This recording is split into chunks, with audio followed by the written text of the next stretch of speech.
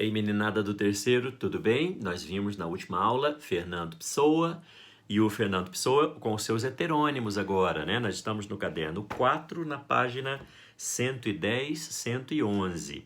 Seu tio estava ensinando os 3 heterônimos que são cobrados nos vestibulares e que são cobrados no Enem. Nós vimos que o Fernando Pessoa criou essas personagens, né? Essas vozes poéticas, esses poetas, com nome, sobrenome, data de nascimento, data de morte. Opa, observação. Teve um dos heterônimos que ele não colocou a data de morte e acabou morrendo antes, porque o Fernando Pessoa morre em 1935. E não deu tempo de ele colocar uma data de morte para o Ricardo Reis, que nós estudamos na última aula, que é o poeta neoclássico e tal. Ele não colocou data da morte do Ricardo Reis, o que significa que ele está vivo até hoje, né, esse poeta. E é tão engraçada a beleza da literatura, a grandeza da literatura, que um dos maiores escritores modernos, um dos maiores escritores do nosso tempo contemporâneo, ele faleceu, mas ele é considerado um dos grandes escritores da contemporaneidade, se chama José Saramago.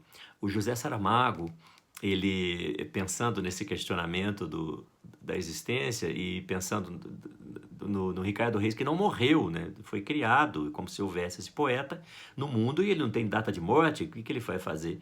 Então, José Saramago cria um livro, um romance extraordinário, extraordinário. Deu um tempinho na tua vida, já passou em medicina, está feliz lá estudando. Sobrou um tempo? Pega esse livro, O Ano da Morte de Ricardo Reis. E ele explica como seria a morte desse poeta, que está vivo até hoje, né? Fernando Pessoa não matou.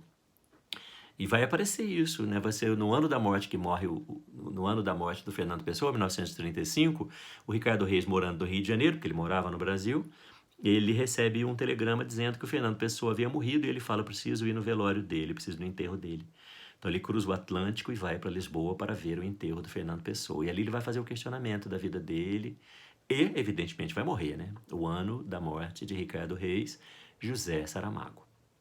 Agora vamos falar do terceiro heterônimo, que faltou a gente dizer, que é o Álvaro de Campos. É complexo? Ô, meninada, é complexo pra caramba. Muito parecido com vocês, meninos, com a juventude. Ele é muito próprio da juventude. A juventude adora o Álvaro de Campos porque ela diz muito sobre ser jovem. Essa agressividade, essa violência, esse quero tudo, que eu quero sair de casa. Não, acho que hoje eu vou ficar em casa. Não, eu vou sair. Ah, eu vou namorar. É tão gostoso. Ah, não, vou namorar nada, vou pegar todo mundo, né? Ah, eu vou dançar. Não, nem vou ficar emburradinho aqui no meu canto, que é. Nossa, o Álvaro de Campos, ele quer tudo ao mesmo tempo agora. Ele quer todas as sensações. Ah, então ele é um poeta sensacionista? É, um poeta das sensações. Parece o Caeiro? Sim, também, muito, né? Daquela coisa do quero sentir. Sentir no sentido de tocar, beijar, cheirar, olhar, ouvir tudo ao mesmo tempo agora. Mas ele quer ouvir onde? Na cidade. Ele é futurista, ele é um homem que quer ouvir o barulho da cidade, ele quer ouvir o barulho dos carros, ele quer ver a fumaça das fábricas, ele quer ver as engrenagens, ele quer ver a eletricidade, ele é um homem do futuro. Esse sujeito chamado Álvaro de Campos. E ele traz muito do futurismo que nós estudamos nas vanguardas artísticas europeias. E o futurismo diz o quê? O futurismo diz assim, violência, movimento, ruído, ranger de dentes. E é isso que o Álvaro vai fazer na maior parte da sua poesia. Então nós vamos dizer que o Álvaro, ele escreve os poemas futuristas, na sua maioria. Não tem rima, não tem métrica, não tem a mínima necessidade do respeito à gramática. Eu quero movimento, eu quero agressividade, eu quero falar. Os poemas são longos, discursivos, parece que está em prosa. A gente vai dizer que ele faz poesia em prosa, porque não tem rima, não tem métrica, não tem respeito absoluto à forma, pelo menos na parte futurista. Mas o próprio Fernando Pessoa pensou assim, esse camarada não pode ter nascido futurista, fazendo versos livres e falando do progresso e das máquinas. Ele tem que ter aparecido de alguma maneira. Então ele cria uma primeira fase da obra do Álvaro de Campos, que ele chama de decadentista. Então ele começa com uma poesia decadentista, de final do século XIX. Tem um tipo de quadras com rimas e com métricas, já um pouco trazendo essa novidade da raiva, das sensações, etc., mas ainda enquadradinho, muito próximo do que era a poesia parnasiana e simbolista do século XIX. Ele criou depois isso, o Fernando Pessoa, porque ele diz, ele não pode ter nascido futurista, tão moderno assim. Então vou colocar que ele fez primeiro uma poesia decadentista, depois ele é futurista, agressivo com essa poesia em prosa, só que o cara não vai viver a vida inteira assim, porque ele vai dar uma envelhecida. Então, quando o Álvaro de Campos envelhece, ele cria uma fase chamada nihilista, que ele cria versos curtos, já um pouco mais preocupado com rima, com métrica, com formalidade, mas já é aquele pensamento nihilista, né? Pessimista, de cansaço, cansaço com a vida, cansaço com a existência. Que senso de inteligência do Fernando Pessoa criar um heterônimo com essa complexidade. Ele tem 3 fases da literatura dele: o decadentismo, o futurismo e o niilismo. Que escândalo! Mas o que será que podem pedir no vestibular? Eu acho que o futurismo, né, que faz mais sentido a gente ver a poesia futurista do Álvaro de Campos. Meninada, é um berreiro, porque o cara é brabo, né? Eu vou ler para vocês um trecho. Não tem como ler o texto todo, porque é imenso. O poema é discursivo mesmo, é imenso. Mas tem aqui um trecho extraordinário do poema que eu considero o maior, mais belo, mais bem feito, mais encantador e que me diz mais respeito em todo o universo, de todo o universo, que é o poema chamado Tabacaria, do Álvaro de Campos. É o meu poema predileto, é o maior poema de todos os tempos. Se estivesse em sala de aula, ia ser aquela choradeira, né? Porque eu me emociono, vocês sabem disso. Aqui vou segurar um bocadinho, se por acaso eu chorar, eu corto, faço de novo. Mas me emociona esse poema, me emociona profundamente.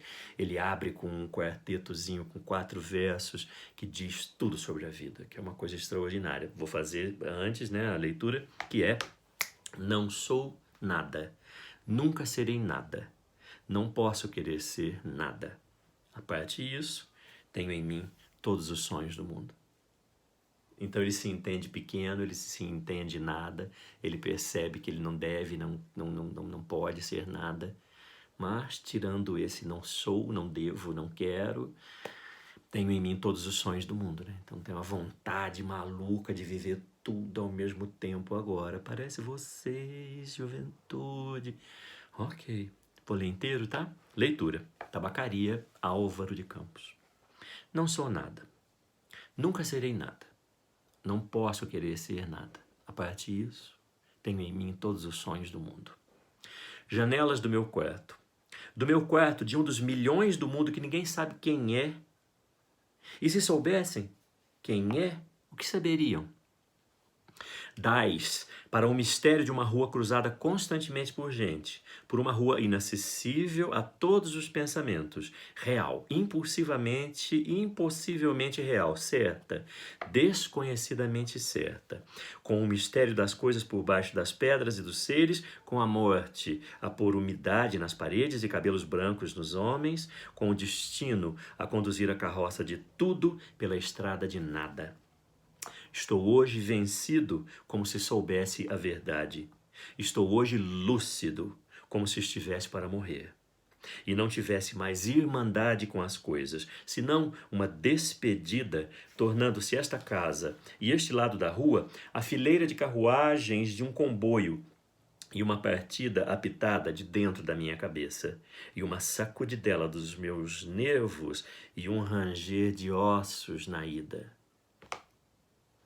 Nossa, deixa a gente tonto, né? Com tantas ideias, ao mesmo tempo, assim, de agressividade, de querência, de desejo, de falta de desejo, de angústia, de alegria, de tristeza. Quero ir, mas essa estrada é nada, tem um monte, é um comboio de coisas indo, vamos junto.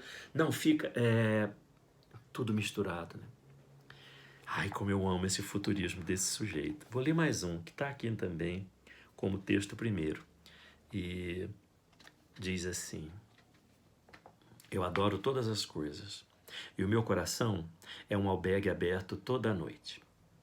Tenho pela vida um interesse ávido, que busca compreendê-la, sentindo-a muito. Amo tudo, animo tudo, empresto humanidade a tudo, aos homens e às pedras, às almas e às máquinas, para aumentar com isso a minha personalidade. Pertenço a tudo, para pertencer cada vez mais a mim próprio, e a minha ambição era trazer o universo ao colo, como uma criança a quem ama e beija. Eu amo todas as coisas, umas mais do que as outras. Não, nenhuma mais do que a outra, mas sempre mais as que estou vendo do que as que vi ou verei. Nada para mim é tão belo como o movimento e as sensações. A vida é uma grande feira, e tudo são barracas e saltimbancos. Penso nisto, enterneço-me, mas não sossego nunca. Dá-me lírios, lírios e rosas também. Que escândalo, não? Que escândalo que é esse cavalheiro.